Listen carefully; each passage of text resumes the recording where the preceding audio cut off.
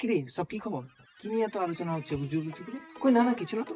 আরে বলবি তো, আমি কি ওকে বলে দিচ্ছি নাকি? সত্যি ওকে বলবি না তো?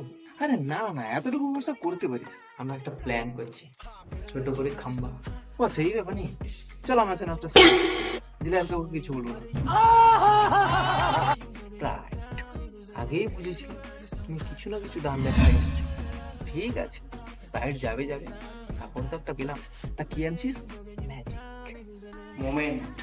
রাইট, কিন্তু কি বল, আওয়াজটা এদিক থেকে এলো মনে হয়। তোরা সবাই এখানে গাঁড় মারছিস? সুমিত, তুই ওদের তোল্লাই দিচ্ছিস শেষ অব্দি এইগুলা?